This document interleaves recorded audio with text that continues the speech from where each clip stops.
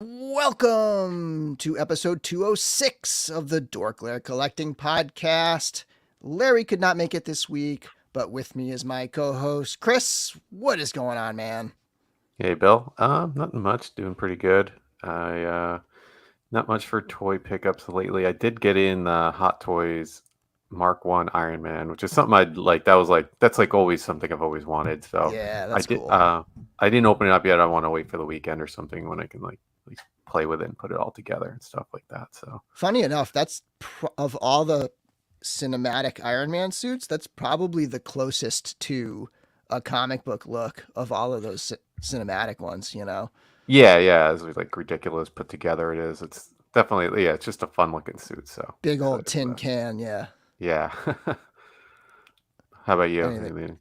So I was just telling you this before the show, but probably not the most obvious one, but I picked Yeah. up. So this Jetfire was one that let me go like this was one that when it first came out was when I first got a little inkling of like maybe I want to start collecting Transformers. This thing is so sick, and I passed on it because I was like, you know what? Because I don't really collect them and I can hold off. And it took like dabbling with some smaller figures, right? Like you guys have seen over the last year or so to Yeah. really kind of get me going with it and to get me like really into it.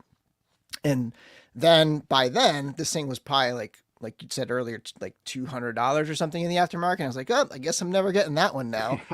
And they put it back up for pre-order. I bought this one on Entertainment Earth. I think on their site it still says pre-order, but mine shipped a couple days ago or maybe Oh, last nice. week. And it was a little more than the original retail. I think the original retail might have been 80 and this was 90, but I feel like it's worth it. It's a big chunk of a figure. It's by far my biggest Transformer. Yeah, Um, that looks like pretty fun there. Lots of detail on it.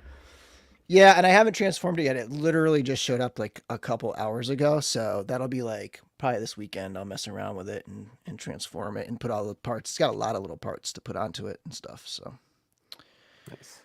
the other thing I picked up, speaking of '80s cartoons, is Oh, Quicksilver. cool. This is the Ramen Toys Quicksilver, and this was a gift from Curtis Ackerman, who is super generous, man. This Yeah, thing it's a is nice so gift. cool. Yeah, it's a really nice figure. And now I'm kind of tempted to get the Monstar that they put out, which I don't think I've seen a review of it. I got to look that up, but I I think don't it's know if been I've seen it released. out yet either, offhand. It says in stock on Big Boy, but I haven't seen any Oh, pictures. okay. But this thing is sweet. It looks Yeah. nice. Yeah, I'd seen the like wave two of the Super Seven Silverhawks was is hitting like Big Bad and some other bigger retailers, and from what I've seen of those look pretty nice too. So I don't think I put in an order, or maybe I had one at like Dork Side or something like that. That's just gone. Right. Like I have to try and Yeah. remember. Like, where am I ordering things from, there's and there's where like a that? little black hole that is Dorkside Toys in everybody's Yeah, collection. yeah. So, but yeah, the Wave Two looked like they came out pretty nice. You know, this like kind of a pearlescent style paint that looks like the aesthetic they're going for with the that line. So Yeah. Cool.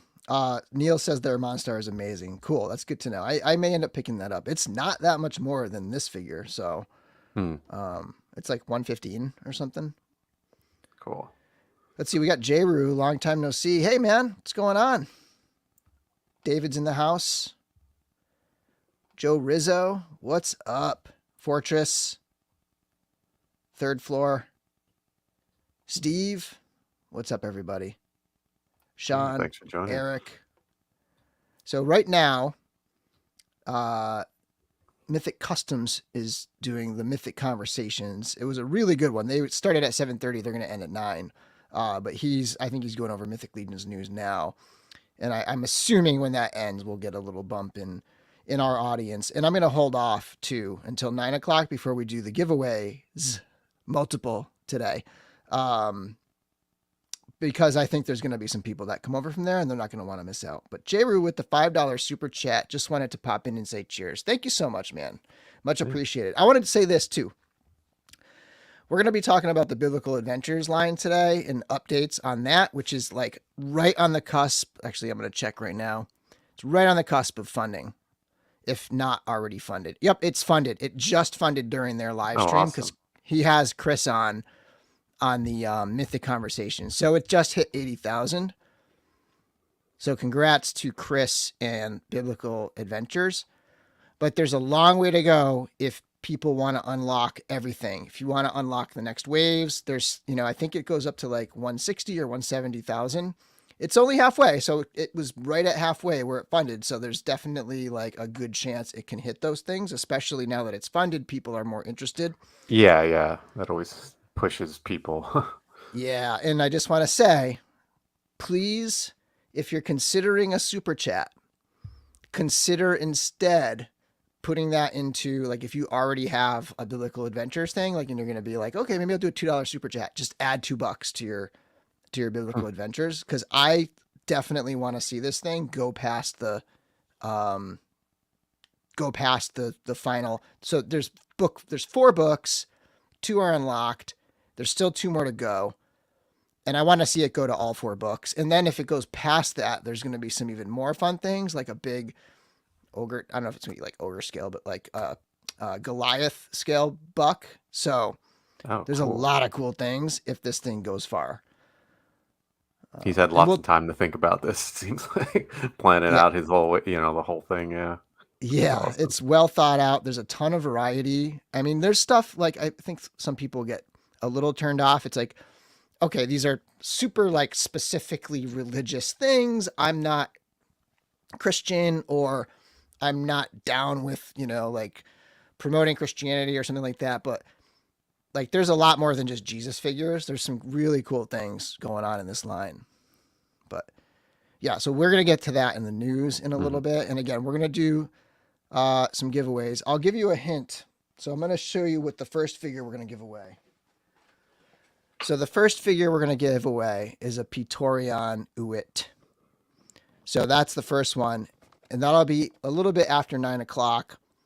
I wonder if you could guess what the second giveaway is going to be. In the chat, try to guess. Okay, let's see. Yeah, congrats to D13. That is awesome. Trevor says it funded. What's up, Trevor? Let me know if you want to jump on with us. Larry could not make it. If you want to jump on and chat, let me know. Yeah, put in for a couple statue figures. Rick Jones thinks Pelvicus. I don't know. We'll see. Okay.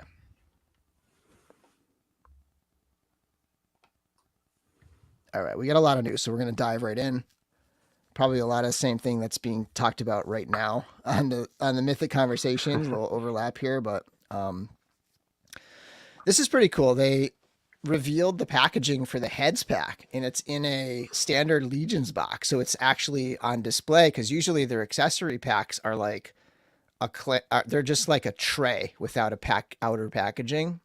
So this is kind of nice for those, like, not that there's a lot of them, but there are some inbox collectors. And just for display, especially stores, like having this as if you go to a shop, like this is great to have on the pegs with all the other figures. Yeah, I definitely love the look of this. Because like you said, when the first time I got a hands pack, I'm like, yeah, this is just gonna like fall apart or something. Like, right, you got to retape it every time or whatever. yeah. So no, I definitely love the box of this. So and the way they have the headset they look great. So yeah, and I think of all things that I would potentially store in a box, heads. Like, I don't personally think I'm going to end up doing it, but I could see myself storing heads in a box like this, because it can be kind of tricky. Like, these have a lot of detailed paintwork. Yeah, you don't want them like crushing up against each other. One of the cool things I forget if it was revealed. I think it might have been announced like on the side later, but they all have necks, it looks like, or at least I think most of them. Maybe not the vampire head, but it looks like they have necks. Yeah, I see the woman, the female, and then I'm assuming the dwarf comes with one, and I don't know. I mean, hopefully the goblin too. Definitely the demon has the red neck. Yeah. You'd think the goblin, it has a very special neck. It's going to have to come with it because that neck's part of the head. Oh, So okay, yeah, yeah, yeah. yeah. I didn't get pick up that one, so I didn't know how that head worked. This is good. We need a head pack to homage the Queen album. That's funny. And then a little bit of a topic and news I wanted to talk about is the idea of like exclusives. We've seen a lot of people really upset that Four Horsemen is doing an exclusive like this. And that's an understandable feeling. I think that a lot of people have is they just get upset because for a long time there were really no exclusives in the line, and it kind of stood out because Yeah, of that. So for them to start doing exclusives, I can see why people could get upset, right? Like this is going to be a PowerCon exclusive. If you want the version that comes with this alternate head and hands, you have to go to PowerCon, or you have to have a friend going to PowerCon, or you have to buy it on the secondary market. So yeah, it's going to be tough to get this version with the, we already talked about that one, right? Last hmm time. yeah, And yeah, then, this version here with the translucent green head sculpt and hands, it's going to be pretty hard to get, at least initially. I mean, these convention exclusives, they produce a ton of them.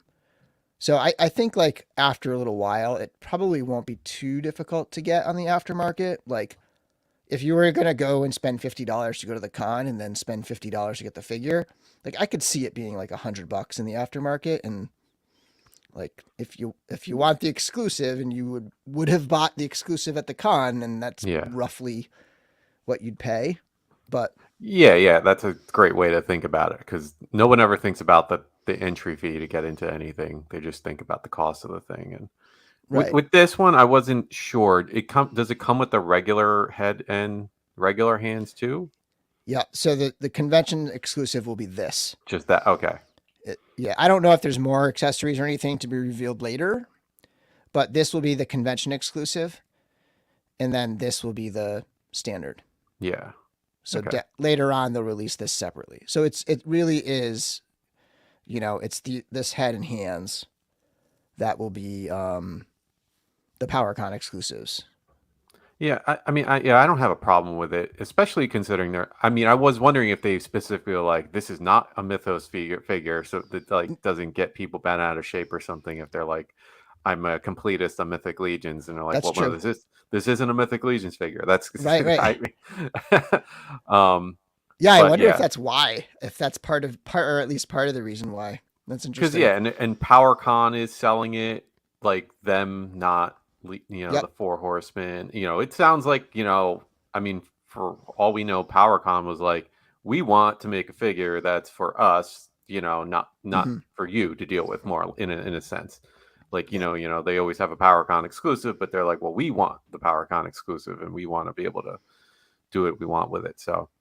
Um, yeah, it's pretty cool. I mean, I can see people wanting the clear. I'm not a big fan of clear parts on figures, like Mm-hmm. typically, like at least not whole thing or whatever, especially not like a transformer. But I could see people really. I mean, the thing that's newest is that chest piece and the or not chest piece, the straps and the cloak and That whatever, that which is cape is available in the sick. regular thing. Yeah, So, that's um, yeah.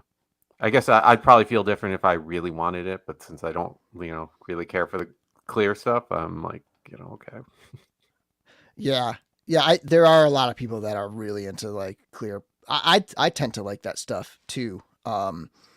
So yeah, I definitely see where people are, but I want to talk about like another aspect of it, which is like the relationship. So I think everybody's concerned with how. So here's Trevor. Welcome, Trevor. What's up, dude? Hey, Trevor. Hey, what's up, guys?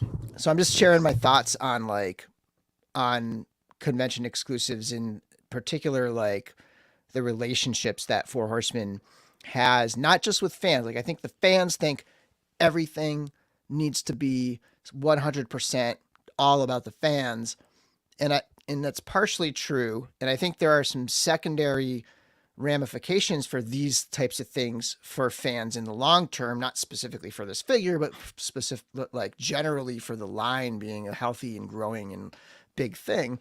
And that is like, they really take care of the relationships that they have, the business partnerships and the relationships that they have, whether it's PowerCon, the retailers. We're going to talk about the retailer wave too after, but like, you know, they want to like do good by these people who have like supported them, PowerCon, in the past, right? So like, they're fostering this relationship. They're helping to increase interest and demand for tickets to PowerCon, which is also going to like bring, I don't know, just like increasing the size of a convention is going to bring more people to the Four Horsemen table. That's going to grow the line, grow the interest. Like, it's all part of this like bigger picture, not just we need to like make sure that we do exactly what the fans want every single time. Yeah, I totally agree. Yeah, I mean, I missed what you were saying before this, but I know there's some consternation about not being able to get this particular head. Again, like Chris said, it's not a Mythic Legions figure, you know, quote unquote, although it is made up of Mythic Legions parts, so it's hard to say that it's not a Mythic Legions figure. And like, it's going on my Mythic Legions shelf. That's exactly. Any Mythic Legions completionist is going to want this, or they're going to feel incomplete. I hate to say it, but that's the case. Right. Jeremy did say that there were. Yeah, Jeremy did say that there were two. He think there's a limited of two per person. I don't know if they had said that before. Okay. And two per person. So there's two per person, and you will have to buy them, I think, when you buy your ticket. Now, I've been telling people, like, listen, if you know somebody who's going, maybe you can buy a ticket. It's an extra $25 or whatever. I think the early bird, if you order it early. And add on the, and he also did say that there's information coming out very soon for this, but add on the figure and then have somebody pick it up. But I don't know how that's going to work. Like, if you've got to have, you know, two badges and have them punch one and then punch the other, if they're going to, you know, I don't think they're going to ask for ID. You know what I mean? At that point, it's like, if you've got a badge that you paid for, here you go. Here's your figure. You know what I mean? So, yeah, whatever. So I think there'll be plenty to go around for people who really want to pay. You know, you might have to pay a little extra, but I don't think you have to pay aftermarket prices if you really want it and you work. Yeah. I'm hooking up with somebody who's going there. And I think in the Cabal, you know how it goes. There'll be people who will go out there and say, hey, listen, I'm getting two, you know, who wants one or who needs me to pick them up something, you know, if you got a ticket, send it to me and I'll pick you one up or whatever. So I don't think it's going to be too bad. And this goes back to something I've talked about numerous times, is that like, you know, the idea of joining a Facebook group and just automatically expecting people to hook you up because you're in a Facebook group. And like, when you think of it that way, you're going to sound greedy. You're just going to come off as like greedy and selfish. But like, if you go into a Facebook group and you've made friends and you've developed a circle of friends, you're much more likely to have access to these types of things. You know, like, I know plenty of people who just have a nice circle of actual friends that they don't just talk to in the Cabal, let's say, but they have like private messages and group chats and smaller circles of people that are much, much more meaningful than that bigger place where, sure, like, throw out a figure there and try to sell it or make some trades or something, but like, don't just automatically expect someone to sell you a PowerCon exclusive for $45 or something. Right, at cost, I saw a really good one. The Hedgehog said, all they need to do with these exclusives is keep having the factory errors where they include the exclusive in the general release with Sir Gerard. Right. Yeah. And that's funny because this is definitely like similar to that, right? Like, this is the same way that Legions Con, you know, Jeremy and Joe, like, that organization sold the Legions Con exclusives at their table separately from Four Horsemen. This will be, like Chris was saying earlier, this will be sold specifically by PowerCon at the PowerCon owners. They're paying table. for all this, so it's theirs. Yeah, it's theirs. Yep. I hate to throw fuel on the fire, but this is really cool looking in person. I mean, you know, all lit up and stuff. It's really cool. I mean, you know, when you don't have a light on it, it's just a you know, semi-translucent green, dark green thing, but it does really look cool. Yeah, they need to show some like really crappily lit photos and be like, this is what's going to look on most people's shelves. Stop getting excited. There's the real But these two shots, just awesome. Especially the light coming through it on this one is great work, Trevor. Yeah. Thanks, man. Yeah, these were fun. I wasn't sure. They wanted to keep this very simple, and I don't know for sure. Should I be saying this? I don't even know. Well, whatever. I think one of these things is going to be used for packaging in some. I mean, there's always the photographs are always on the packaging in some way or shape or form. Maybe a bigger part of it. I don't know.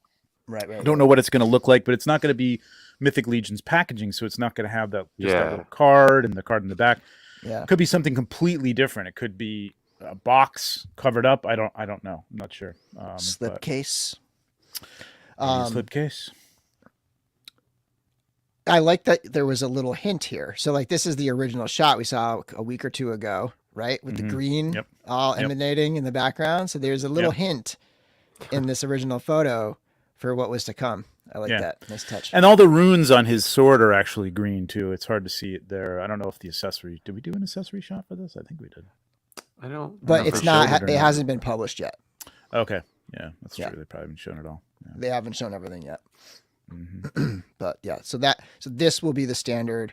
And like Chris said, you can see it there a little bit. The oh yeah, there you go. Yeah. Yeah, they're about the same green as his eyes. But and like Chris said, that cape with the straps, it's awesome. Such a cool thing. It's so cool, man. I mean, honestly, like forget about completionism. Like I would just want it for that.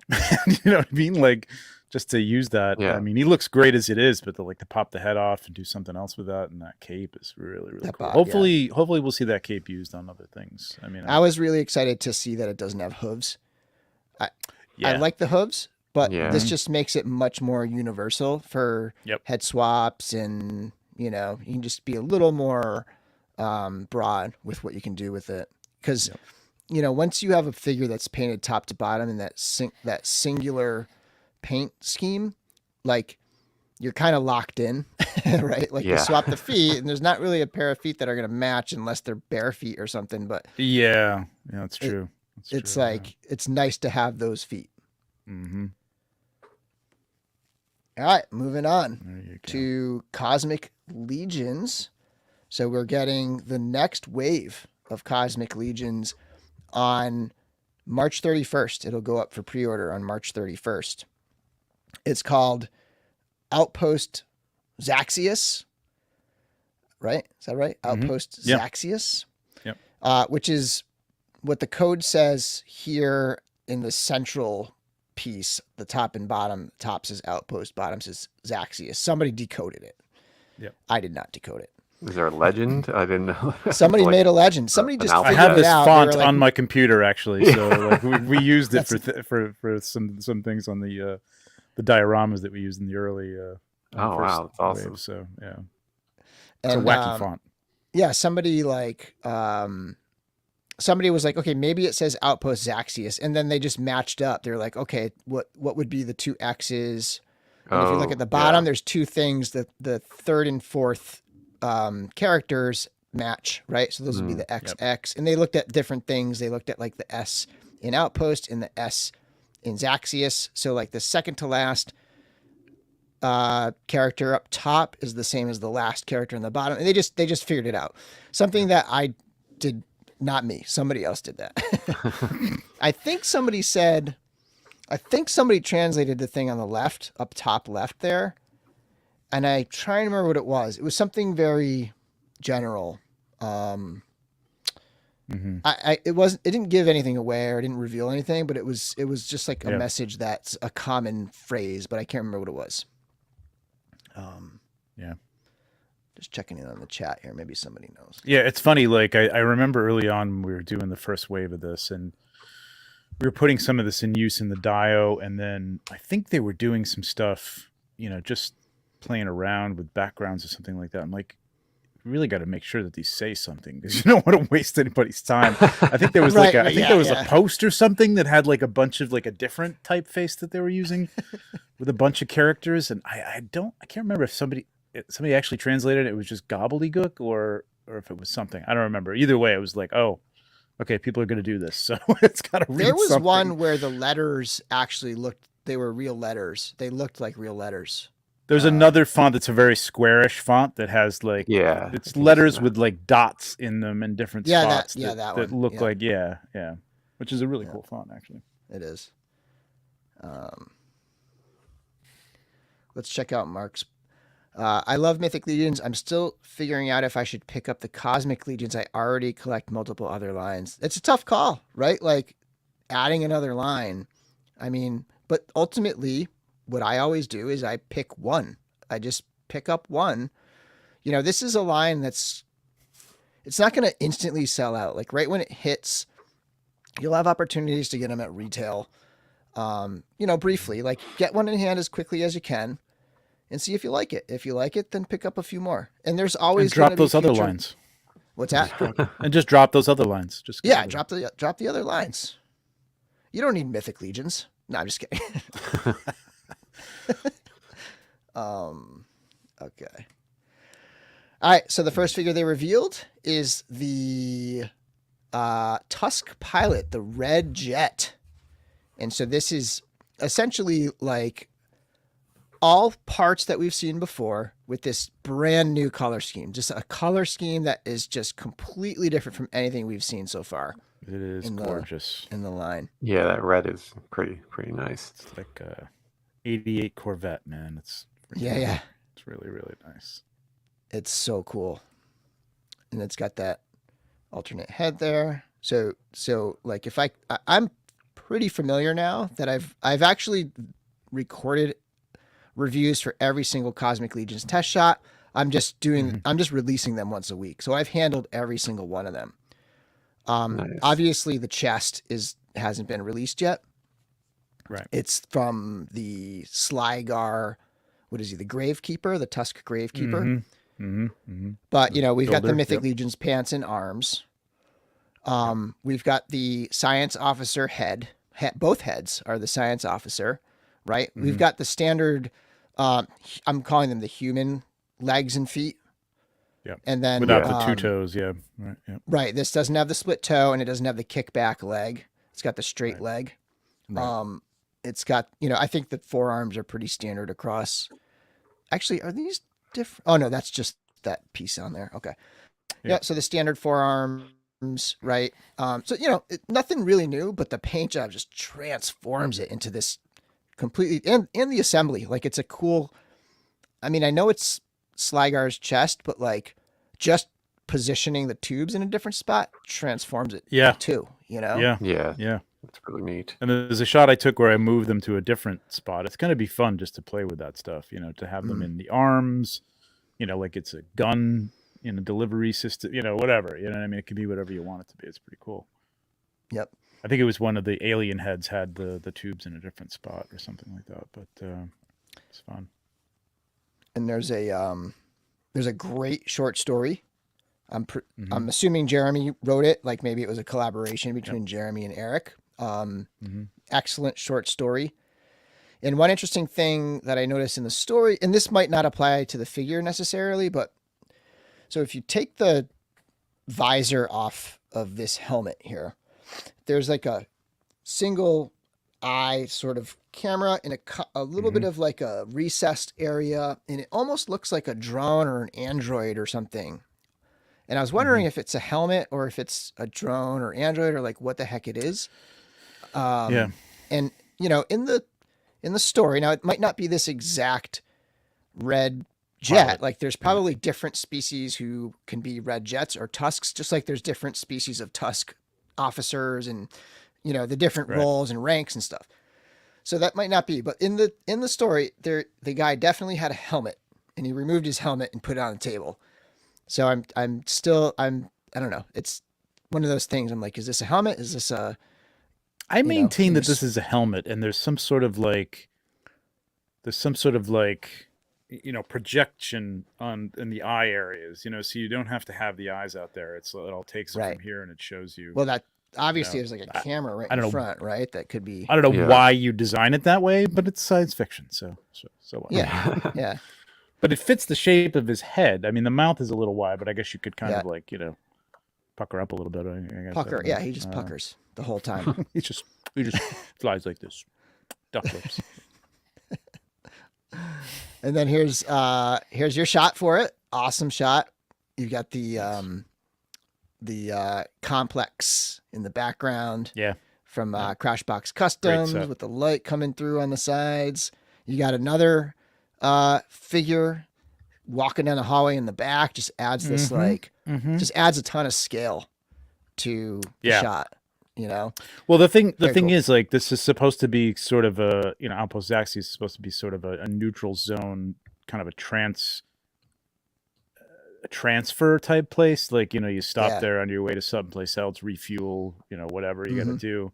And, I wanted to show more figures in there, but unfortunately I don't have any cosmic figures. And the only thing I have is stuff that, I'm working with now. I'm just saying, don't know who that is back there, but might be somebody.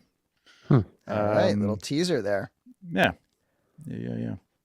So this is a good one. Interesting that they decided to release a pilot. Will we be getting a Starcraft, a starfighter of some sort?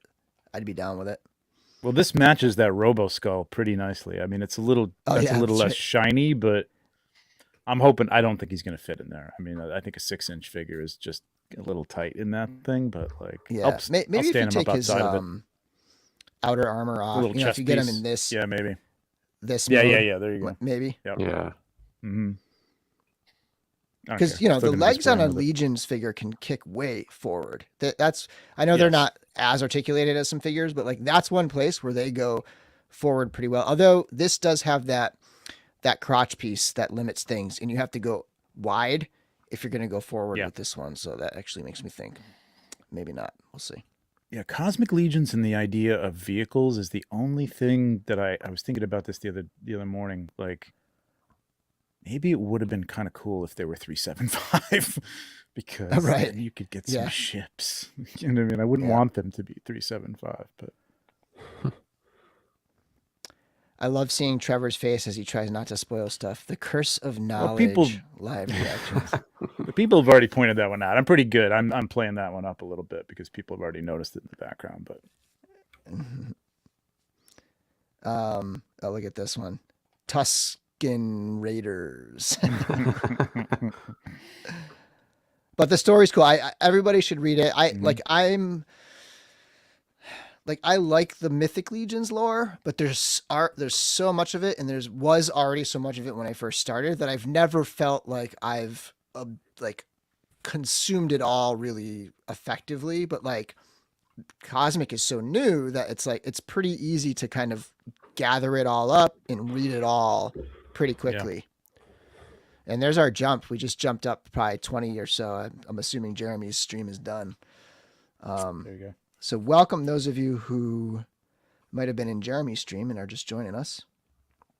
We got a couple giveaways, and we said we would wait till 9 o'clock for the first one. So here it is. Let me pull this down. And I got to pull up the giveaway tool. And I want to remind everyone, Hedgehog might not have been here for this announcement. If you're thinking about doing a super chat, I would encourage you, if you've pledged to the Biblical Adventures, to add that money. Like if you're going to I should do a $2 super chat, I would encourage you instead to just add that to the Biblical Adventures, because more so than me wanting to do more giveaways next week, which I'll do anyways, I want to see that thing reach all 4 books and get funded so that I can get my figures. So as much as people can contribute to that Biblical Adventures and forego the super chats. But thank you, Hedgehog, for the $5 super chat. Blink once if there is a space station coming. He blinked 0 times. I don't know. Maybe someday. Who knows? I mean, I would think that'll be the dragon. Great. Yeah, I think they would do great doing some play sets, stuff like that would be kind of cool. But I mean, I understand the cost in doing that stuff is really expensive. So now, obviously, Trevor can't answer this question, or sometimes knowing how the timing they get things to you, maybe you can, because you might not know, but probably not. Do y'all think that do you think that this will be a small wave since it's not book 3? It's not technically Volcatar. Well, I think it could be. Yeah, I'm not sure if it's Volcatar book 3. I don't think they've announced. I don't think they've announced if it's Volcatar book 3. I thought Volcatar. No, it's not Volcatar is the place, so it's prison, not Volcatar. Right? Yeah, but I thought it was book 3, just Outpost Xavius. Oh, maybe not. No, it says book 1, book 2, Outpost Xavius. Okay. Yeah, it's just the third wave. They haven't said what it is in terms of any books or anything like that. So it could be like, it could be Outpost Xaxius book 1, or it could be a standalone, right? Like if Volcatar has 4 or 5 books or something, right? Then those could be its own sort of subline. Mm-hmm. And then there could be standalone waves like Outpost Xaxius. I don't think whether or not it's books or any of that stuff necessarily is going to determine wave size. Personally, that's just my prediction, I guess. But just based on where we are in the year and where we are with Cosmic Legions, I have a feeling it's not going to be huge. Like maybe 5 or 6 figures or something, just because, we haven't gotten, wave 1 in hand yet. Mm-hmm. And I don't know. I just have a feeling it's not going to be huge. I was wondering about that just because, I was actually thinking it would be a larger wave just because, I don't know how many more small waves they want to do before they have another big wave. Right. But yeah. And just going back to the naming thing, I was thinking back to because everything lately has been a lot. For Mythics, it's been mostly just the Arethyr wave, the Alethea wave. But then they, in the past, they had Siege at Bjorngar. Is that the right name? Mm-hmm. Just a name of some event that, mm-hmm. I don't even know what it correlates to and stuff like that. Yeah. Yeah, I think that was the deal with Volcatar is there was just, so many characters that they wanted to get involved in that one scenario. Yeah. That they had to split it up into 2, and this just may be a smaller, since it's not a stopover place, but the way they're describing it is it's a hub basically for going someplace else. And that story with the pilot, if you read that today, he was going to Volcatar. So, right. And it introduces another character, which may or may not see. So, it's, I mean, I think Bill, you could do some math here and kind of figure it out. Probably. That's all I'm going to say. I hadn't thought of that. I'll have to. You can't yet, but maybe you can. Whenever the next one drops, you can kind of figure out. Time wise. Right, we know it's 331. So totally. Yeah, if they do one a week, it'll be 4 figures, or totally, I get it. Right. Right. Okay, so I want to get to the giveaway, and I'm fumbling around for banners here, so I gotta look. Okay, so the first one. All right, so March 8th. By the way, I scrambled to get this going. I planned this for Thursday, this live stream, and I had completely forgot about a commitment that my wife has tomorrow night to go out, and so I would be, not able to just be downstairs all night with a dog and a kid upstairs. So I totally screwed that up, and then I published hey everybody, I made the big announcement, we're going live Thursday night. So I had to go back and reschedule, and I thank everybody for joining us here and being able to kind of shift around and come here on a Wednesday, because there you go, hashtag. That is not the hashtag, by the way. That is not the hashtag. That's not the giveaway tag. But let's see. Jeremy said at the end of Mythic Conversations that he will touch base on Cosmic Legions next week and why Wave 3 had to launch already. Plus, it definitely sounds like a smaller wave like Wave 2 was. Okay, cool. And I mean, my take, and this is what I gather just from observation, is that they were expecting Wave 1 to already be in people's hands by now. They were expecting it to be in hand at the beginning of this year. In January, yeah. So, once that was in hand, hype, drop the next one. And so you put that in your schedule. These things get planned out well in advance. And so like then to just say, all right, this wave 1 isn't going to be out right away. We need to move this. It just screws up everything else. That's my assumption on why what would be. Yeah, your factories are all set up to do certain things, and Yeah. you know they're ready to go. And if you screw that up, you could really mess up plans. I mean, just in terms of like the size of this wave, whatever it ends up being, like compared to the next size of the next wave. If they had to skip ahead, and pass this by, we might not see this for another 3 or 4 months launched, Right. and then people are going to be hungry for another Cosmic Legions wave. So. Yeah. Totally. Not that they're not already hungry, but Yep. Oh, I'm so like, yes, pumped that we're seeing a new wave. I'm so excited. Like it's not even an issue. I think some people are hung up on the principle, I guess, of it. Maybe they're a little traumatized by Super 7.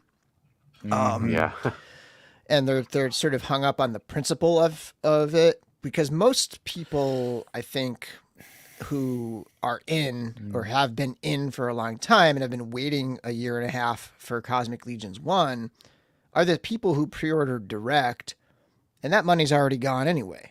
So it's not like it's not like you're committing. And that being said, like even then, like if you don't want to commit your money, you could order from retail. So I think it's more the principle of it than the actual like logistical, monetary, budgetary, or, like I'm trying to decide on the next wave or not type thing.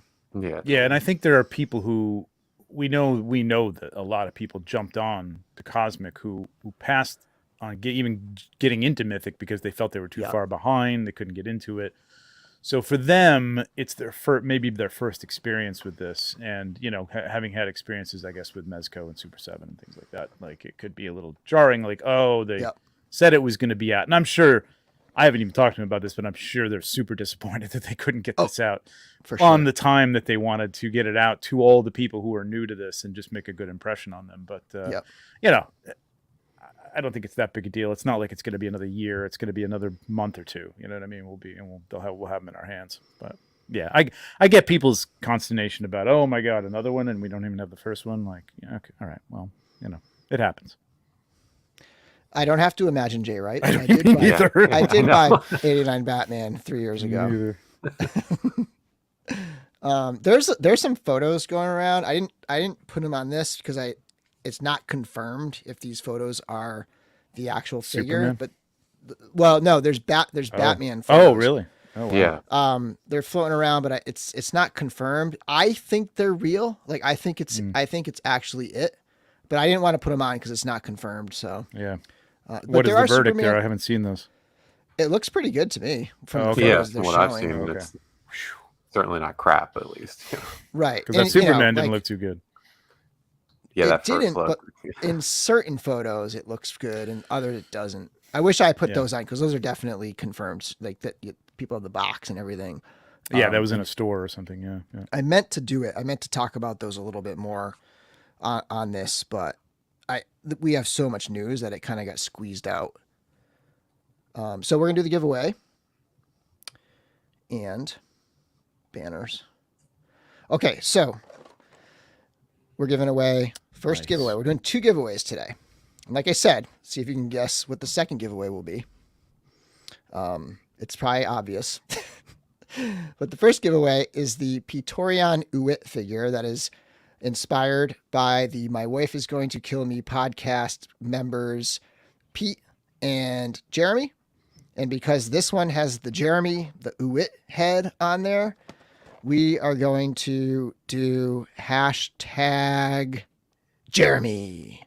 So you're going to put hashtag Jeremy in the chat, and in a couple minutes, I'll spin the wheel, and the winner gets this. Okay, all you got to do is put hashtag Jeremy in the chat, and that's how you enter. You only have to put it once. It just enters each person. It doesn't enter each entry. It's each person. So multiple entries are just redundant and useless. And then after I spin, if the winner could please contact me, you can do either in the comments below. I have the email So you could email it to podcast@dorklair.com, or you could private message me on Facebook or Instagram. I tend to prefer Instagram. If it's Facebook, then try to message my William Dranowski one. But if you do message the DorkLair Facebook, I'll get it too. But it's just easier with those others. Jeremy. different Jeremy. It's a different guy. It works for all Jeremys. Yeah. It's yeah. I guess he would pronounce every Jeremy the same way, right? So yeah, let's see here. And then other thoughts on the cosmic stuff while we wait. All I can say is there's some really cool stuff coming, man. Everybody's gonna be very happy. All over the place. Sweet. Yeah. Yeah, they've been hinting at it for a little while now. That like some stuff's gonna blow people's minds. We got a little Pearl Jam here. I was never a fan of Pearl Jam. What? Really? Until I started. My buddy got me to go to some shows later, like maybe 5-6 years ago. Yeah. And ever since I went to a few shows, I've been a huge fan of Pearl Jam ever since then. I saw them at the first Lollapalooza, and this is when they Nice. first broke out.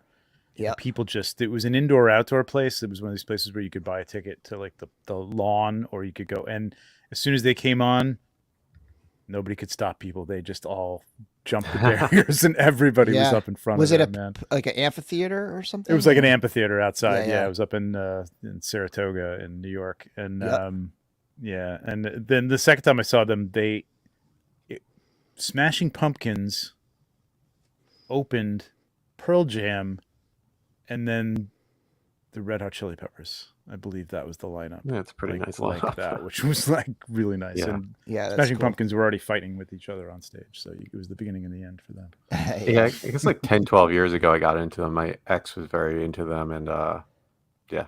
I only went to one show though, but it was great. They played like 3 hours, just them, no opener, just Yeah. Yep. it was straight them, so it was great. It was awesome. They were amazing live, yeah, for sure. I've seen them the only time I've seen them 3 times, and the only times I saw them was all 3 times were Fenway Park, which is not the most like acoustically Intimate. awesome place, but it's a really cool place to see a show, just like environmentally and stuff. Just and having been a Bostonian for so many years and going to baseball games and whatnot, but they play with the Green Giant, like Green Monster, next to them on the left side, and then they're sort of in the middle, like middle of the outfield. It's great seeing those things, and like just the crowd in that is like part of the show, and at that point, you know what I mean? Like, yeah. Whereas it still is in an intimate, smaller place, but like it's more about the band at that point. So yeah. Yeah, I went to some Lollapaloozas. I didn't make to that Lollapalooza 2, but I did go to 3, 4, and 5. So 93, 94, and 95. I went to all those, and they were at an old airport in Rhode Island for 93 and 94, and it was like it was that festival thing. It was just wild. I was young, I was like a sophomore in high school. But very cool experiences. All right. King Jeremy the Wicked. We're going to spin this thing, which means I got to pull it up on the screen here. So hang on a second. I'm going to put it here. We got 59 entries. That's a good ratio. Yeah, it's not bad. good. Or over half. Yeah, I know. I like to at least see over half of the people who can enter. Yeah. Like I said before, there's probably some people Dude, you might got be driving, some 165 people might be here? Oh yeah, that's true. What do we got? share The last screen. minute entries. I gotta leave around in 10 minutes or so, Bill. Just reminder. Cool. Yeah, Trevor and I will probably go for another 15 after that or so. But I want to watch Mandalorian again. Oh man, I just watched. I watch it twice. I watch it twice every week. Good. Would you say, Chris? Did you watch it or? I didn't get to yet. Yeah, I mean, need to tonight. Later. So good. Okay, so let me get to this. Soundgarden is another. That's the only other band I would say from that era was better than Pearl Jam. They were incredible live. My favorite band of all time, I've told you this, Trevor, is Primus. And that's who was Primus. At Lollapalooza 93. Yes. You know what? Did I see that show? I was going to say, I don't think I've ever seen Primus. Alice in Chains headlined it. No, I don't think I've seen Alice in Chains, but it wasn't at Lollapalooza. I saw the one that, I think it was the Chili Peppers, and then Jane's Addiction, of course, like headlined the next one. Yep. And then the one after that, so 94, sorry, audience, for us old people going off at old people concerts, but and then it's got 90 rock. 94 was supposed to be Nirvana, which I loved. I thought In Utero was one of the greatest albums of that era. It's so good. Yeah. And that, that was right after that would have been the In Utero tour. I saw them in 93, like late 93. But then, he died in early 94. And I think the Beastie Boys headlined instead. Yes. Yep. I remember that. Breeders and Beastie Boys. Yeah, Jay was Ice-T. Yeah, it was Ice-T, and I'm getting the first and the second one confused, but it was Ice-T was there, and Tool was on one of them too. Was it Tool? No, it wasn't Tool. Tool was at 93. Tool was on one of them, but like it wasn't. It was God, who the hell was it? Anyway, it was great. Okay. And just a reminder to everybody, the Kickstarter for Biblical Adventures is now fully funded. Congratulations to Chris for just an awesome Kickstarter. And here's to the next 80K so that we can get all the way through book 4. Okay. All right, here we go. 3, 2, 1, spin. Good luck, everybody. This is for the Praetorian Uwit figure. Omega Shoggoth. Nice. Congratulations, nice Omega. You've won the Praetorian. Congratulations on that name. Yeah, great name. And you've won. I don't know. I don't even know what that is. Do you guys know what that is? I don't know. It just sounds cool. Yeah. Sounds great. Yeah. It's not the Alpha Shoggoth. It's not the Beta Shoggoth. Yeah. Okay. This is the Omega. So please, Omega, if you could message me either at the email podcast@dorklair.com or on Instagram or on Facebook, and just send me your address. I'll get that out as soon as possible. So congratulations. We have another giveaway in a little bit. Let me pull this down. Might be Omega. I mean, yeah. Omega. I've been watching Bad Batch. I'm not caught up. I think I have. Bad Batch was great. Last week's, and then the new one was very good still too. To watch. That was another great episode. Was it? Yeah. I thought the whole season has been awesome so far. So a little later, this is the best. Yes, season, as predicted. Sure. Oh, nice. We've got what's his name? Pelvicus / Alpha. Speaking of Alpha, Bashadi the Alpha. All right. Such an awesome figure. Yeah, so congrats. Bill English, such an awesome figure. Congrats, and thanks to Bill for running these awesome giveaways. Thanks to the contributors to Super Chats. Again, don't do Super Chats today. Contribute to the Biblical Adventures. But yeah, in general, these giveaways are made possible by the Super Chat contributers. It's not Hot Tub, but I'm like kind of pissed now that that should be Hot Tub. It should have been. Damn it. Okay. All right. Let's get back into the news. And about 5 more minutes for Chris here. All right. So the next one, we have the retailer appreciation wave, which I think is amazing. I know some people much prefer to order direct with the cheaper prices. But for me, again, 4 Horsemen taken care of, not just the fans, not just the collectors, but also their business partners. I've talked to retailers before, And getting into it, especially initially, is tough. I mean, you have to put down a deposit, you have to place a big order, and you are following up. Like once they're open it up to retailers, they've just finished an entire month of pre-orders where everybody's just been gobbling up these pre-orders and dropping loads of money on these pre-orders for a lot less. Right. So it's a tough sell for a retailer. But once those retailers are in it for a while and those waves start hitting, and that they see that demand at release time or months after the pre-order has ended, they see it and they know.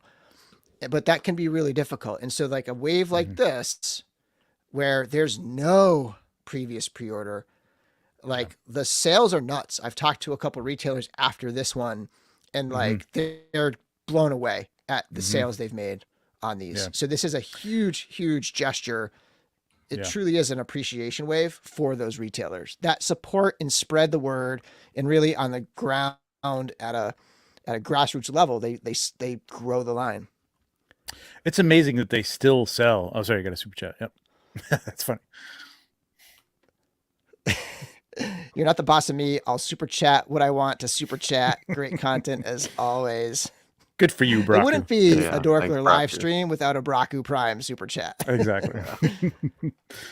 But I mean, they still sell. Whoops. Like they even after, you know, it's, I mean, think about that when I first, kind of realized that's what happened, was that you could get them really cheap for a month, and sometimes it was longer than that early on. And then retailers got them and were meant to sell them for more money at a set price that they had to sell that. They can't put them up for sale or anything like that. And they still sell, man. They're sold out. Big Bad Toy Store, all the other retailers, they don't have them. I know, Nerd Zoic says he sells out of them, easily, regularly. And it's great, like you said, like that they do this and then they don't have to compete with, these coming out from Four Horsemen for a cheaper price right off the bat is really, really just a cool move, man. It's just really nice. Yeah, it's awesome. And it gives them a place to put one-offs, things that maybe don't fit into a bigger wave, which is what it takes to have a direct pre-order, right? Like they need to have a cohesive wave if they're going to do a direct pre-order, and these might not necessarily fit in. They might be fun experiments or variants, like 3 of these are, right? So yeah. And then this one is Sir Lee. Oh, let me pull this banner down. Sorry. So this one is Sir Lee. And he's essentially a knight, right? He's got all the knight body parts. He's got some orc parts. He's got some 2.0 pauldrons on there. Yeah. He's got probably my favorite torso. Very cool. And then he's got a bunch of swap out parts. So he's got like, I guess, black, almost like he's got like tights on or something like that, like black arms and legs. Basically like Torian arms and legs or something. Oh, you have, the orc. Okay, I still have the orc hat on. That's awesome. So we showed this last week on Legion's Lounge a couple of weeks ago. But it's so cool that this helmet fits both the human head. Yeah. And I did take a picture. I'm not going to go grab him now because we don't have a lot of time, but somebody asked me to put it on Magnus. And it does fit him, but it doesn't fit. It's not a nice tight fit because of the ears and stuff like that. So it's a little it's a little loose, but I mean, you could make it work. You know what I mean? A little tack or something. It doesn't look bad. So very cool, nice and shiny too. The armor is very shiny. But yeah, the 1.0 pauldrons. That's awesome. The sword and all that. Yeah. I'm gonna hop off right now, but this looks like an awesome figure. And just going back to what you're talking about, like I don't know if this is a $35, or $37 figure from them, would they have included all the swap out parts? I feel like sometimes maybe they give them a little more cushion or something. Right. Right. True. But whatever. It's a cool looking figure. I'm definitely getting this one. But talk to you guys later. Hi, Chris. Have a good night. Rest of the have show. A good night. All right, Chris. Good seeing you, man. Bye. You too. Yep. So Lee J. And there it is with the orc head there, like Trevor just showed. And I mean, this really a lot of stuff. Obviously, those one pair of arms and legs have to be on there, right? Like, but like subtract one pair of arms and legs, and like this is all of the accessories. Like it's loaded. Like this is Praetorian level loaded, which Yeah, like Chris Go is ahead. saying, this is almost a builder. You know what I mean? Even if you got it from Horsemen, it probably would still be in maybe the $42 range or something like that. So $50 at retail Right. is a great price. Is awesome. Yeah. And we don't know who this is. So it's the a next fan, one, and then but we don't know who he is. right. He wants to be. So this is anonymous, the likeness of a fan. Did they confirm it's his likeness? It's his likeness. Or no? Yep. Or just dedicated? Yep. Okay. So it's a fan's I believe likeness. it's his likeness. I believe it's his likeness. Yeah. And they, they obviously paid big money to support this whole thing. And I think they said that they helped choose all the parts and sort of the look of it. Yeah, I Something think he chose the black arms and legs, and as they were looking at it, they thought that a lot of people might want just to have the whole armor thing. So, which I think is why they did the other arms with that it. makes sense. I think so.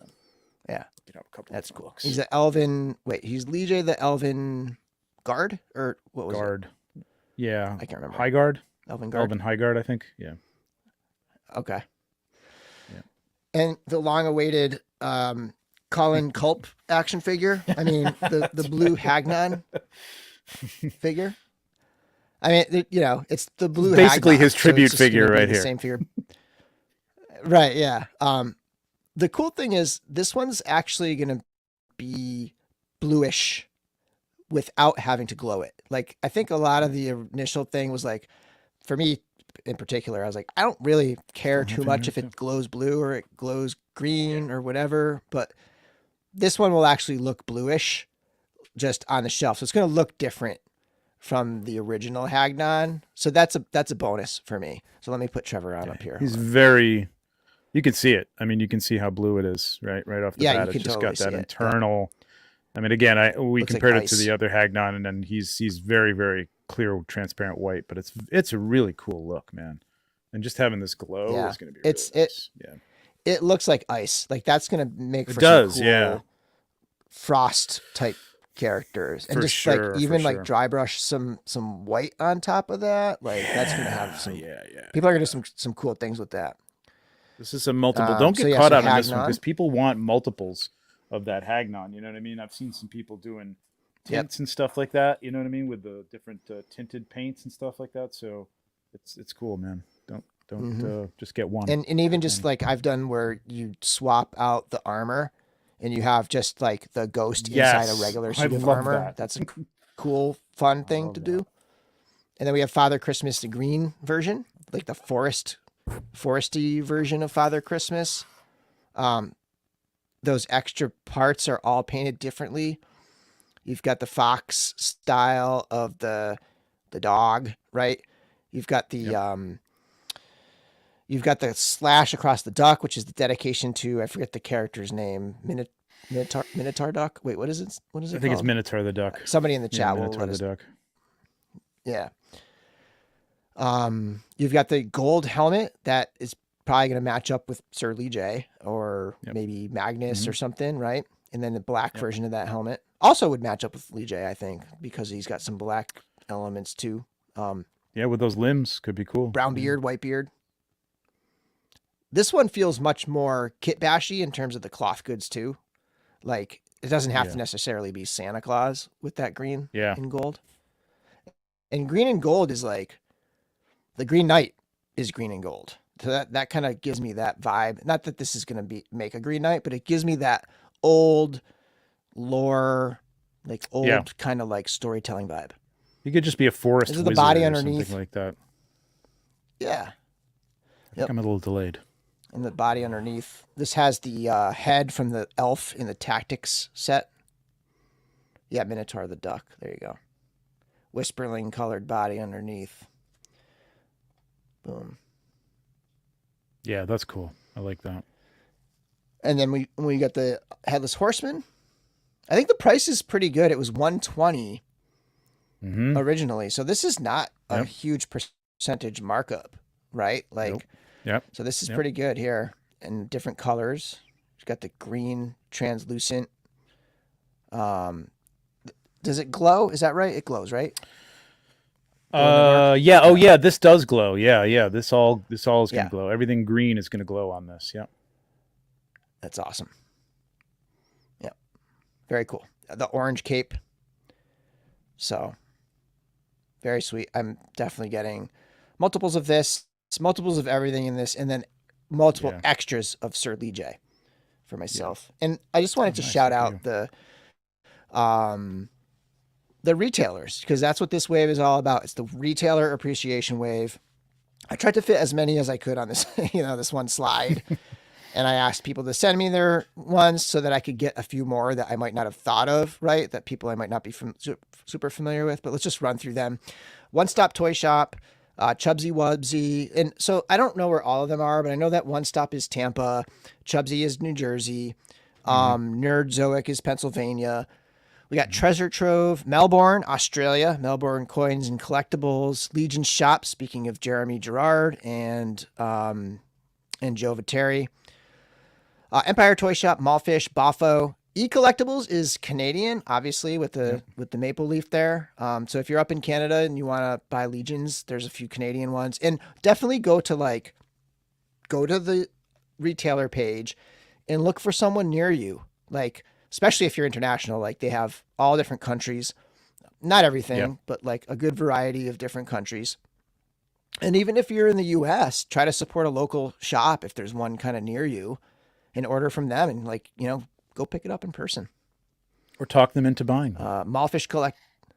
What's that?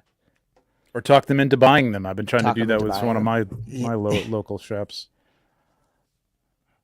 Yeah, I don't really have anyone up here. I don't frequent any stores. Ever since the pandemic, I stopped going to stores. But Horsehead Collectibles and the Imperial Castle. I think I named them all. So go find some shops. All right, we're on to the next giveaway. So, okay, let me pull up the banner.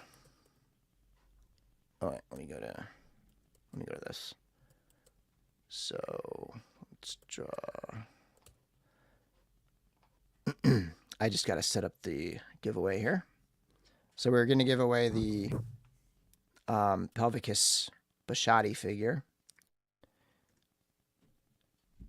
I'm going to come right back. And since, let me pull myself here.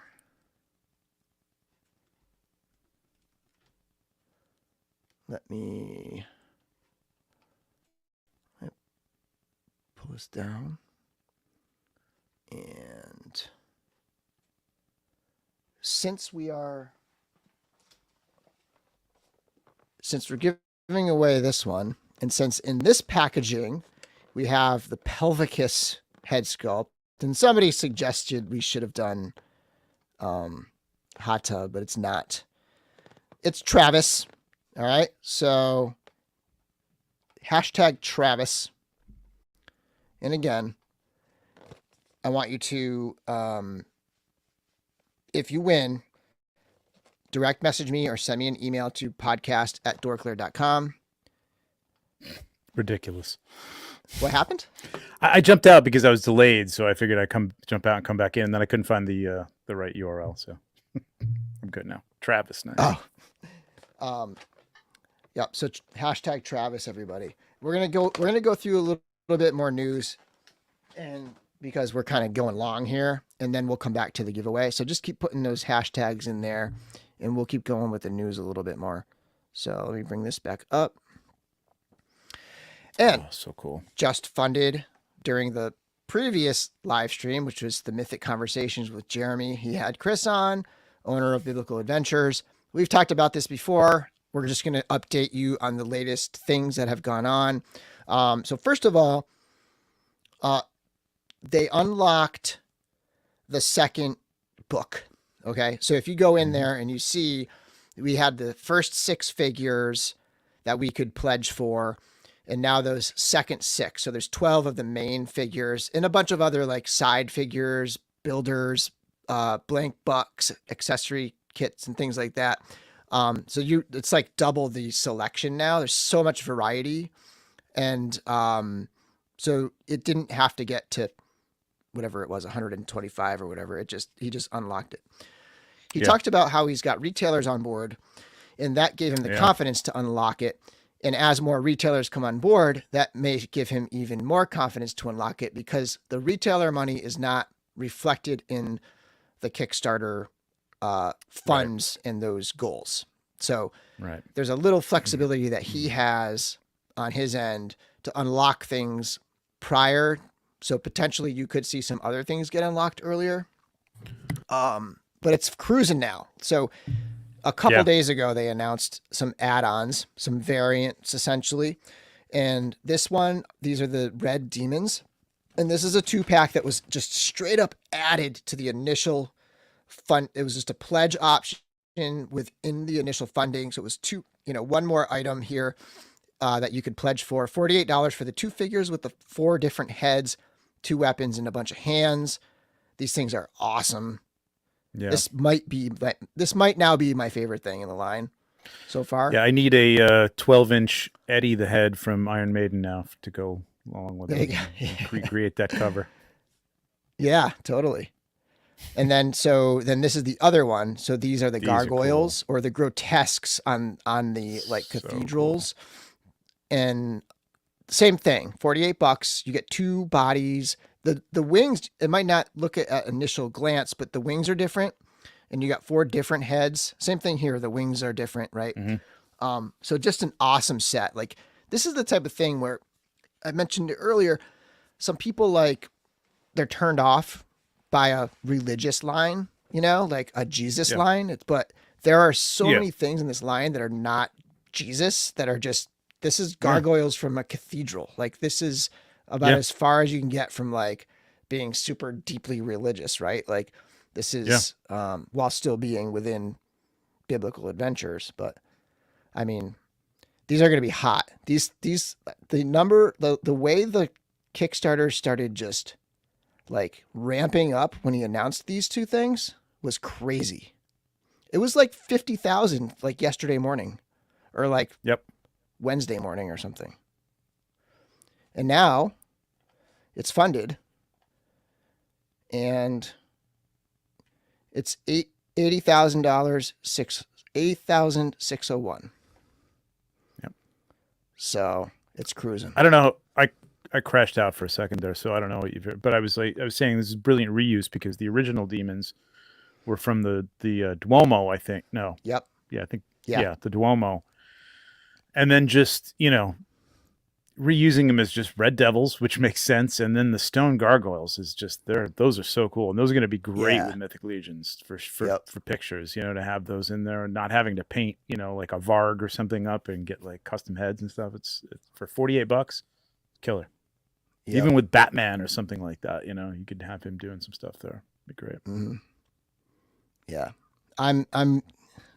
It'll be tough because I want to get as many different figures as I can. Mm-hmm. I don't need every single Jesus, but I want to get as many different figures as I can. If it does, I do want it to open up every single book, but if it does, I'm going to have to start picking and choosing a little bit, because, $1,000 potentially that gets up there. So yeah. No, but these are army builders, man. These which is why I added a few more tonight to get that up there, and I was just I could totally use these.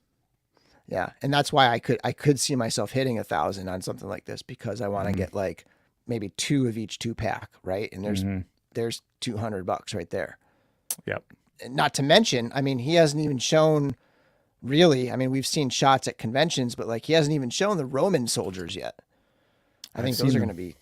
Yeah, I think those are going to be, on fire. I like this. This is a cool breakdown. Let me just pull the banner down for 1 second, because it's got. I think it's got a little.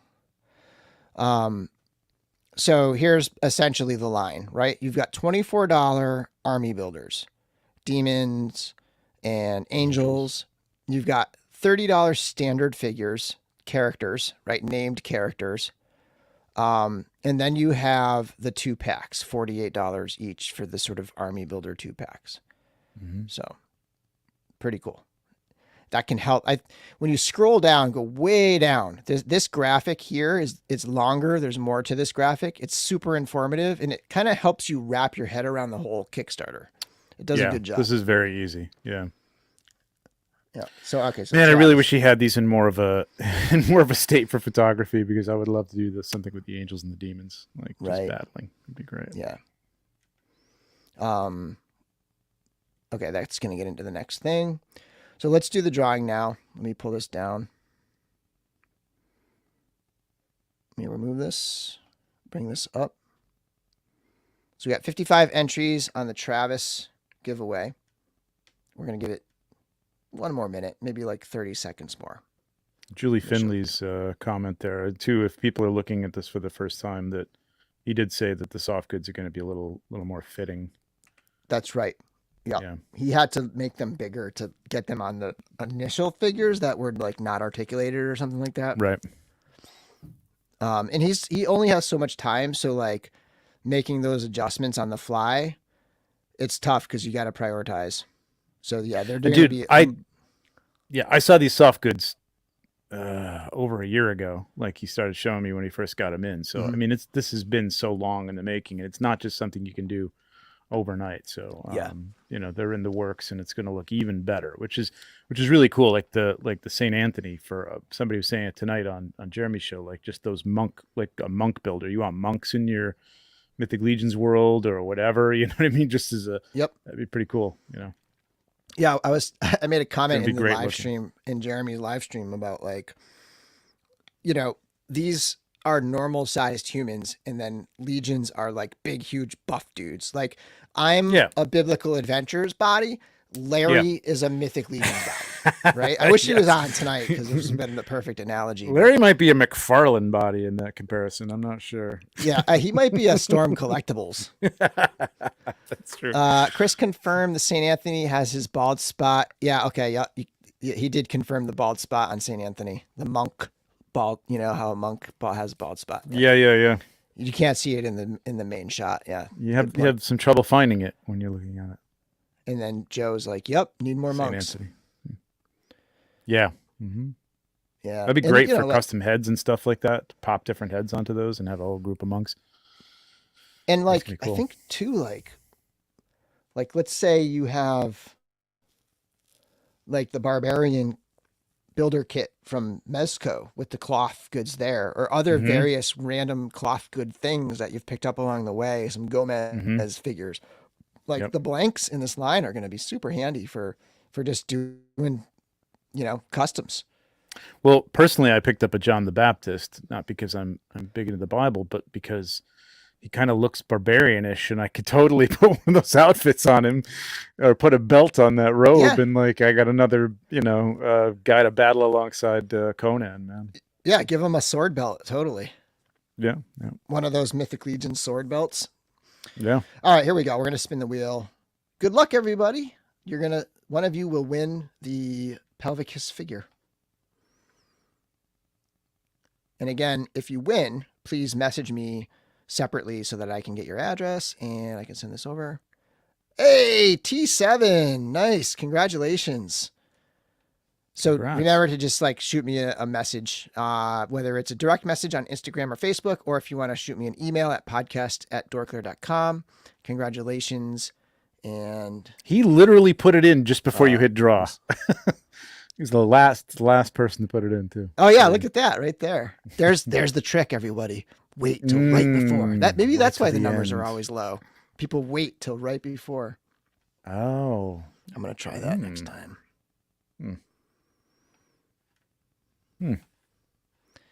All right.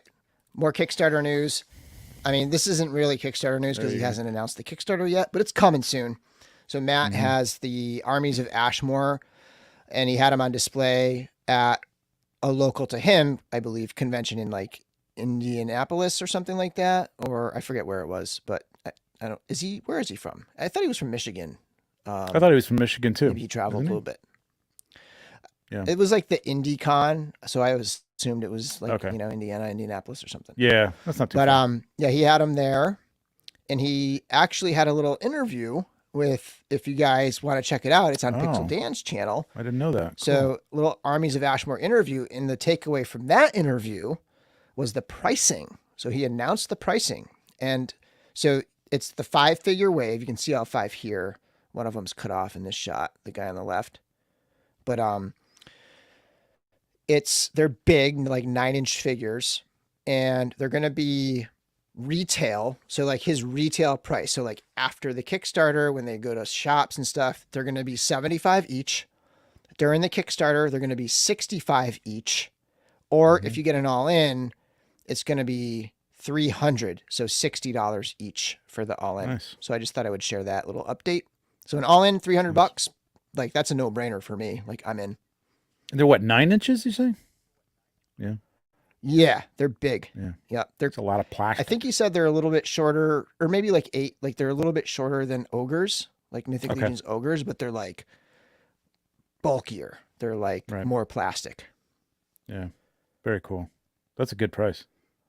Yeah. Yeah, Kevin, he confirmed 65 will be the Kickstarter price for the individual figures. And if you buy the all-in, they're 60 each. And if you wait till retail, there's 75 each. Yeah. Do you guys have any thoughts on Armies of Ashmore versus the other colorful dinosaur line from Boss Fight? I guess Armies of Ashmore is more... Yeah, that's my take. Yeah. Armies of Ashmore is more realistic, and Boss Fight is more TMNT-ish. Yeah, these are more, to me, these look more like... So, okay, so let's say you have Triceraton from the Turtles, right? Yeah. Like, this, to me, looks more like a NECA take on Triceraton. And then, like, that's a good call. Boss Fight stuff looks to me more like a Super 7 take. Like, so like the comic Triceraton, like a super highly detailed comic Triceraton, or like a cartoon or toy one. Yeah. To me, this I love Boss Fight. Boss Fight's one of my all-time favorite companies. But to me, this is the real deal. Like this is what I want on mixed in with my Legions. These guys could go with Cosmic or with like just I've read the comic, and it's very much a futuristic fantasy kind of a world. There's tech, but there's also very like barbaric type, like warrior type characters, like these dinos. So it could mix in with Cosmic or Mythic, and they're gonna, they're sculpted by 4 Horsemen. Like these are gonna fit in really well with just that overall aesthetic of Legions. Yeah. Yeah, that line is a weird departure for Boss Fight. It almost feels like these would have been a good fit with Boss Fight Studios, but they're trying to do something different. They're trying to do that 80s cartoon look or whatever. Yeah.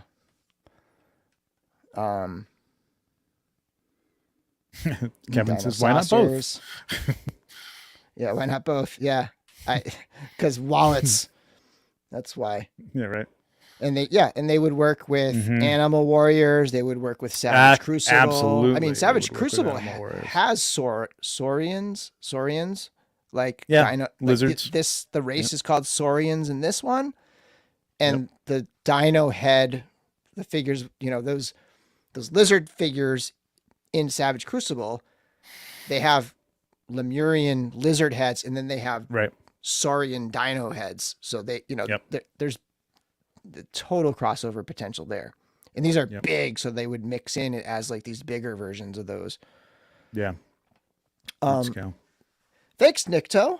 Toy Tubers. Man. We just published the Trevor episode today, so it's nice to see Trevor on here tonight.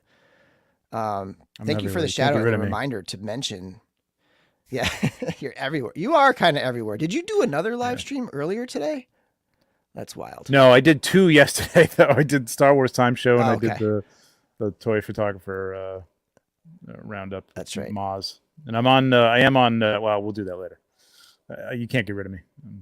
I'm everywhere. But yeah, thank you. The Toy Tubers is my new podcast. It's great. They're recorded. They're not live. I wanted to do something recorded. It's pretty easy to just sit down for 45 minutes with somebody and just go run through questions and talk and just have a conversation. And then at my leisure, I can edit them and publish them. So I've got another one coming next week. Is going to be Nerdzoic. And then I've got another one lined up after that. This one we haven't recorded yet, though. Nerdzoic we did record, but I'm scheduled to record another one with Sir Dork. And Nice. then beyond that, I don't have anything lined up. Hedgehog's going to do one, but we haven't nailed down a date yet because we're going to get that like the newcomer, like the new guy perspective with Nerdzoic should Hedgehog, be 'cause he just filled started with his channel. some great It's a good information one. because that guy's like It's a good one. he's like an analyst and with this stuff. I remember him talking about Yeah. getting started and how much analysis he did on what worked with other things, and he literally writing down formulas and stuff. So I'm really interested in seeing that one.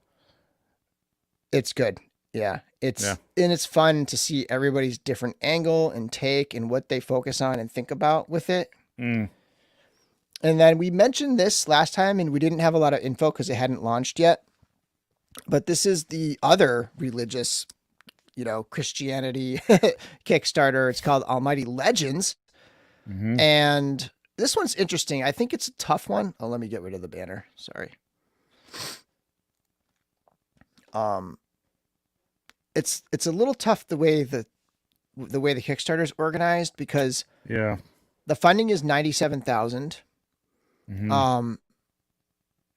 And you get there. There's only the initial figure, and then after, so you just have this Azrael figure, right? And it's $45, and so you're kind of hoping that enough people buy this one figure to get to 97,000, and then you start unlocking these other ones.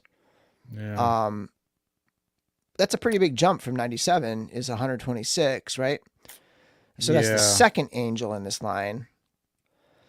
So it's going to be a tough haul. He does have it longer. There's still 30 days left on it. Right. Yeah, that's true. I realized it, but when you put it that way, it's like, it's really, I'm not sure he set this up right. I mean, I hope he does well. I want to see him get this, but to say I might fund it and get one figure and then never get anything else that goes with this is kind of like it's kind of holding me back a little bit, I think, probably. Tough call. Yeah. Yeah.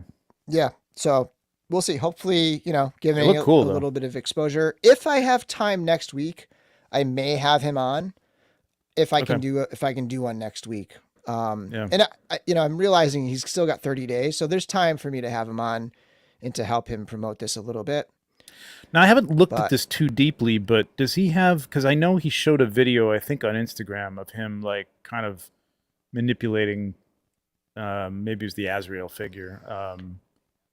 In prototype form, because that's the only other thing about this is there's no. Whereas with Chris's, there's pictures of the figures, even though they're prototypes. There's no pictures. This looks like it might be a photo of a prototype of the figure. I'm going to pull one up. Too? I don't know. He has a prototype. He was at a show. Mm-hmm. He was at a show a very small show last week up here. He's from New Hampshire. He's really close by me. And let me see if I can find. By the way, chat, am I slow or choppy? Because I feel like my internet is slow right now. I feel like I'm delayed when you hear me. Oh, really? Yeah. All right. Let's see. Let me see if I can pull up. Actually, the quickest way is to go to my messages because we were chatting yesterday. Carlos says he has 2 prototypes, I guess. Okay. Yeah. Well, it's not coming up for me because for some reason Instagram is super slow for me right now. Okay. Yeah, he was on Nerdzoic too. I did see them there. Yeah. Yep. He was at a show and he had the wings out and he was swapping them on to various figures. The wings look like there's a ton of detail and crazy articulation and stuff in the wings. They look cool. But again, I can't get Instagram going right now. I don't want to bog this podcast down. So kind of just flipping through. One of the things he has is the four Horsemen of the Apocalypse, but I only see 3: Famine, Conquest, and War. So, yeah, I'm not sure about that. But. Yeah, is one of the other ones the other one? I would think that would be named. What are we missing? Is Azrael Death. One of the? We're missing Death. Azrael? Is Azrael Death? I mean, he's got a dead death head scythe. Maybe someone in the chat can let us know. Yeah. But it's 10, so I want to crank through these last few. Yeah. So the Batmobile, this is the McFarlane Batmobile. I think I heard it's $80. I'm not. Does that ring a bell? I keep hearing between 70 and 80. I don't know where it's settled or who's heard the right thing, but something like that. Yeah. Okay. Right in that pocket. That's what I thought I heard. Based on the Flash movie, so it's not quite exactly the same as the 89 Batmobile, but it's, it's the same style. Close enough. Yeah. And it's close enough for me where if the Mezco Batman turns out good, I'll buy this on faith of like, oh, okay, $80. If I have to sell it, even if I take a little loss, it's not that big a deal. I'm waffling on the 1/6 version of this, so if I get that, really? I probably won't get this. Wow. But it depends on what this.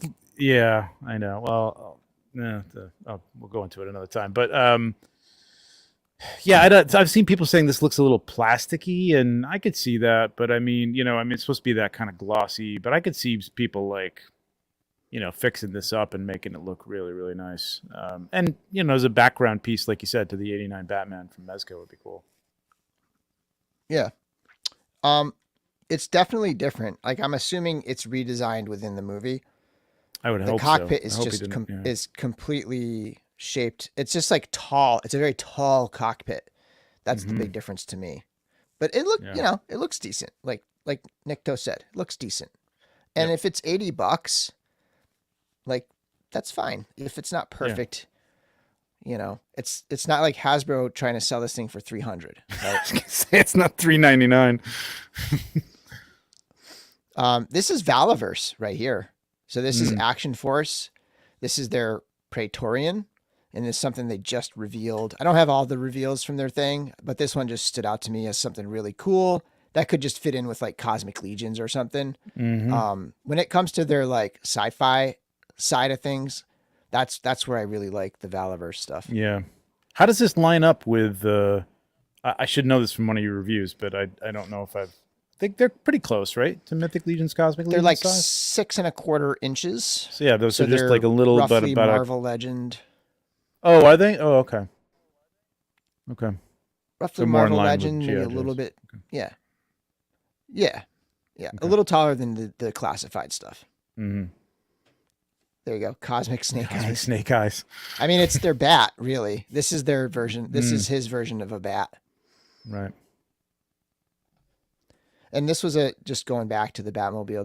This makes sense. The cockpit looks like that because it's only one figure. Okay, that makes sense. That's why the cockpit looks like that. It's just compacted in. It's squished in this way.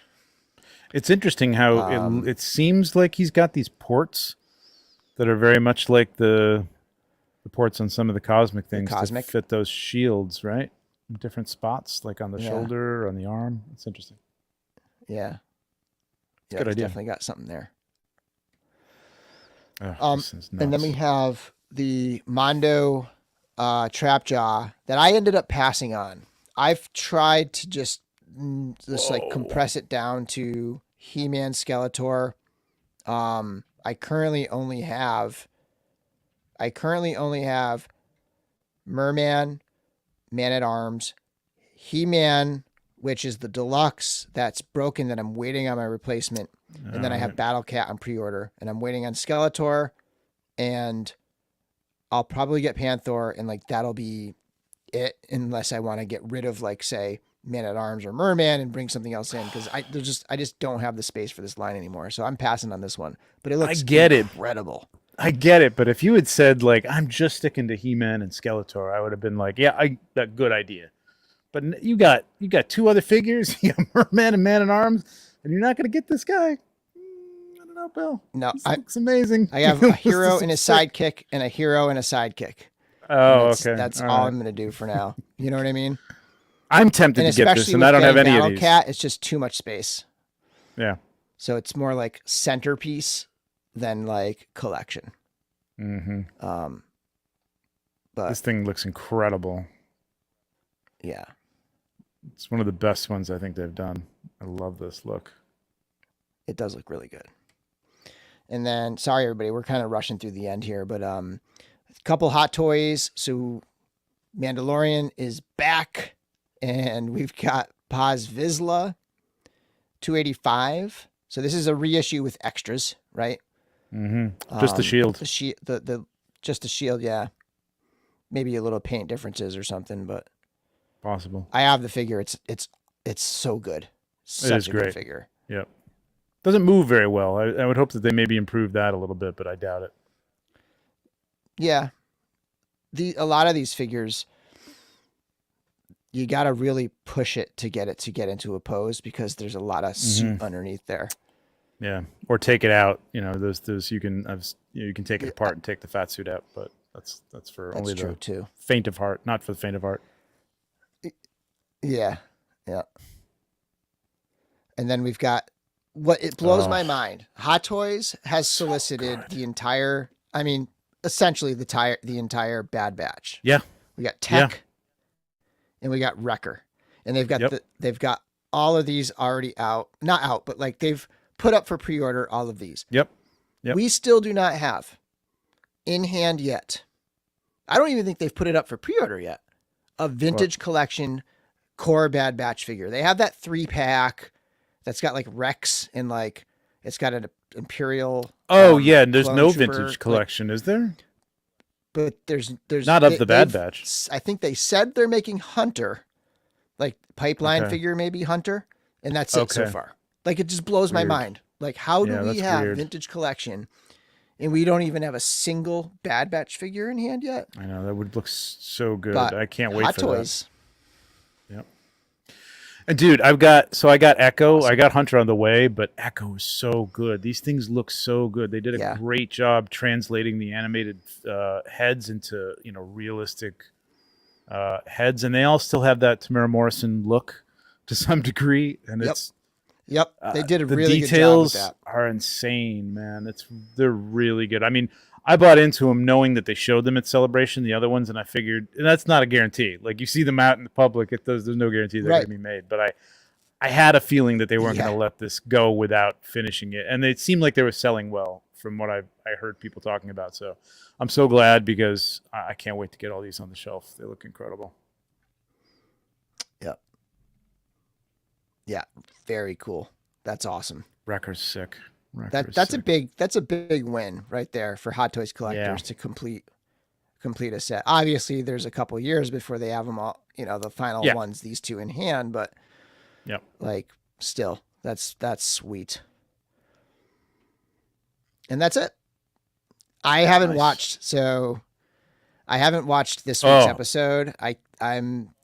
I'm halfway through last week's. I got cut off watching it. I do make a very distinct effort to do like every Wednesday now. The first thing I'm doing when I wake up a little bit early and I watch the Mando episodes just to get it in case anybody wants to message me and talk about it and I won't feel like left out of the conversation or anything.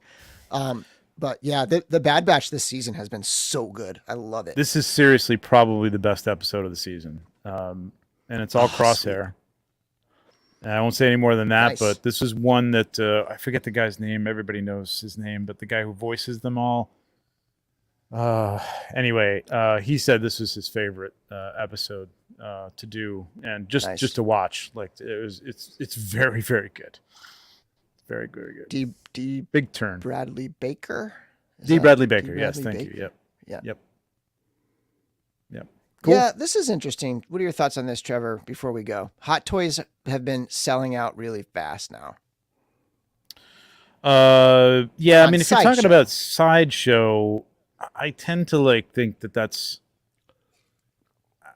I don't know if they're undercounting and then they're going to have some extras because, the debate is if it's manipulation or whether or not, I tend to think it's like they're going to order more. They're going to have more on hand at some point after the thing ships. But they're just saying for now they don't want to oversell it or whatever. You know what I mean? And they're playing it safe. And I think, I think overall the market's a little slow for some of these deeper cuts. You know what I mean? But I'm amazed at some of the stuff that's sold out. I went to go buy. I was just rewatching some of the Clone Wars, and I went to go buy a battle droid because I'm like, I should have a battle droid up with the Bad Batch or something, and sold out. Bad Batch is on Yeah, all waitlist those is full droids. full waitlist on Sideshow. I was like, damn, all right, okay. Guess I gotta get on Right? that. All those Yeah, that Attack was of the Clones droids sold out, it yeah, seems like. very strange. I yeah, I had to scramble kinda. Like I also think that they're gonna get more. I think it's a financial thing and they're just not doing the big numbers that they used to, right? yeah. At least not up front.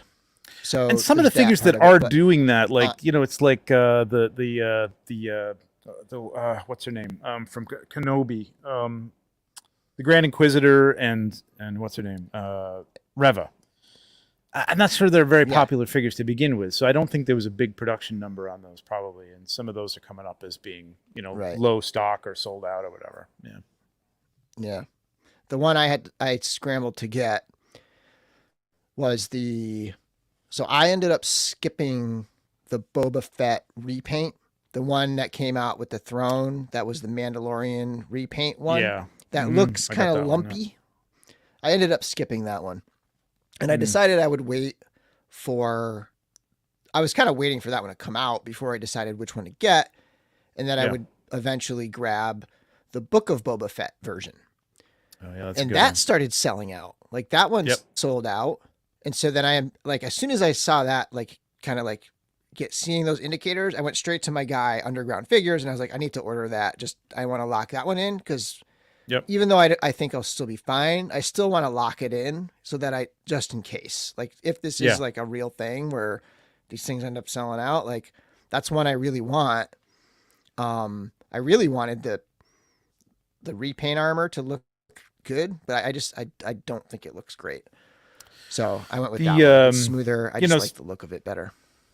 Yeah, Sideshow is kind of trying to compete. I mean, the Hong Kong dealer thing is blown up since when it first started. I mean, I knew a handful of people who got stuff from Hong Kong and paid the extra money.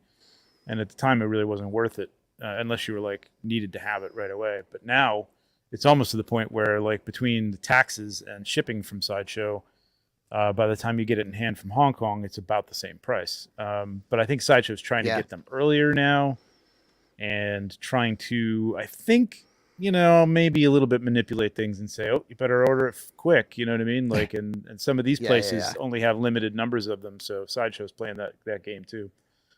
Great deal on Sideshow today. There's a deal for the next 2 hours. If you're interested in the Bat Tumbler, it's 20% off with $15 shipping in the US. That's crazy. I pulled the trigger on it today. Oh, wow. I had a bunch of points. I had a bunch of points too, so that helped me. But it's still a good deal. Really good deal. Yep. I really like for Hot Toys, for 1/6, for Hot Toys and for my Star Trek stuff, I really like going through my local guy. He's super close. So once he gets them in hand, he ships and they're here within 24 hours. Yeah. He can deal with, like, sometimes, like, when somebody sends you something from Hong Kong, like, it's nerve-wracking knowing that thing's coming across the oceans. Yeah. And you don't, like, you have these long delays sometimes, and things come in and they're like, they'll send them out, like, not even in a double box. And it's like they come in all mangled and stuff, and like the peace of mind of just having my local guy who I can deal with on a personal level, and just like, at any point I can say, all right, let me pay a couple figures off here. Because I got some extra money. Like I sold a few figures and just pay some off. And I've just been really enjoying that. And his prices are cheaper. They're cheaper than Sideshow. Well, see, that's good. I've only got a place here that tends to mark them up like immediately. You know what I mean? Like not even just like put their retail markup. They put an extra $20, $30 on it because and I'm like, you know what? I'm not buying from you. I'd love to support local, but you don't do me right. But the other thing is the peace of mind. I gotta say, I don't know if you've seen the DeLorean issues that people are stating. There's some cracked axles and things like that when you try to retract and move down the wheels into the flying position or whatever. So lots different. The seats are popping off and stuff like that. The glue isn't strong. So I ordered that from Hong Kong, and I think I'm going to cancel that because it was I was on the You fence get about what you getting it in the get. first place, and now like if something's wrong, I can't send it back to Hong Kong. It's going to cost me as much as half as much as the thing cost to get here. So yeah, I might cancel that. That's the kind of thing you go through Sideshow for. Don't and fill that something's space broken, that you cleared out. For the space that you cleared out for the DeLorean, don't fill that space because you got a tumbler coming. Okay. Yeah. Well, exactly. Yeah. And the '66 Batmobile. I'm on a tear, man. I've been selling a lot of stuff, so I've been buying a lot of stuff. All right, so we're like we got some serious lag going here, so we're gonna wrap this one up, everybody. Trevor, couple upcoming things you want to plug? Yeah, I'm going to be on Go Figure Go tomorrow at 9:00, and it's a quick. I think it's a quick like half an hour show. So tune in and then go over to your regular Thursday night shows. But that should be fun. It's going to be a different kind of interview, I think. So it'll be fun.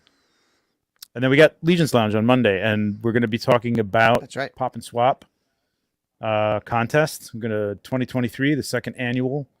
And talking about some of the stuff we talked about tonight. I'll have that Tusk pilot in hand, I believe, to kind of take a look at up close. So we'll do that. And yeah, that's it.